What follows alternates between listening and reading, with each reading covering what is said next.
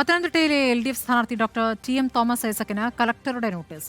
പ്രചാരണത്തിൽ സർക്കാർ സംവിധാനം ദുരുപയോഗം ചെയ്തുവെന്ന UDFന്റെ പരാതിയിലാണ് നടപടി. നോട്ടീസിൽ 3 ദിവസത്തിനകം തോമസ് ഐസക് വിശദീകരണം നൽകണം.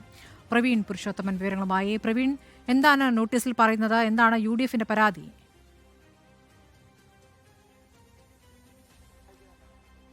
സ്മൃതി, പത്തനംതിട്ട ലോക്സഭാ മണ്ഡലം LDF സ്ഥാനാർത്ഥി ഡോക്ടർ തോമസ് ഐസക് തെരഞ്ഞെടുപ്പ് പ്രചരണത്തിൽ സർക്കാർ സംവിധാനങ്ങൾ ദുരുപയോഗം ചെയ്യുന്നതായാണ് UDFന്റെ പരാതി. പ്രത്യേകിച്ചും കുടുംബശ്രീ യോഗങ്ങളിൽ ഉൾപ്പെടെ തോമസ് ഐസക് ചെല്ലുകയും അവിടെ മുഖാമുഖം പരിപാടിയിൽ പങ്കെടുക്കുന്നതിനായി കുടുംബശ്രീ പ്രവർത്തകരെ നിർബന്ധപൂർവ്വം എത്തിച്ചു എന്നുമുള്ള പരാതിയാണ് UDF നൽകിയത്. മറ്റ് സർക്കാർ സംവിധാനങ്ങളും അത് ഒരേ സമയം തന്നെ പ്രചരണത്തിൽ തോമസ് ഐസക് ഉപയോഗിക്കുന്നതായും UDF കളക്ടർക്കും ഒപ്പം തന്നെ തെരഞ്ഞെടുപ്പ് കമ്മീഷനും പരാതി നൽകിയിരുന്നു.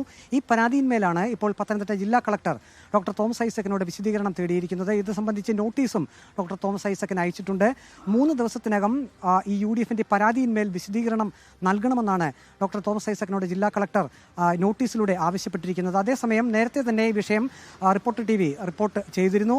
തോമസ് ഐസക് ഈ വിഷയത്തിൽ പ്രതികരിച്ചത് സർക്കാർ സംവിധാനങ്ങൾ ദുരുപയോഗം താൻ ചെയ്യുന്നില്ല. മുഖാമുഖം പരിപാടിയിൽ കുടുംബശ്രീ പ്രവർത്തകർ വന്നിട്ടുണ്ടെങ്കിൽ അത് അവരുടെ ഇഷ്ടപ്രകാരമാണ്. അത് തന്നെയുമല്ല, കുടുംബശ്രീ പ്രവർത്തകരെ കണ്ട് വോട്ട് ചോദിക്കുന്നതിൽ എന്താണ് തെറ്റ് എന്നും ഡോക്ടർ തോമസ് ഐസക് ചോദിച്ചിരുന്നു.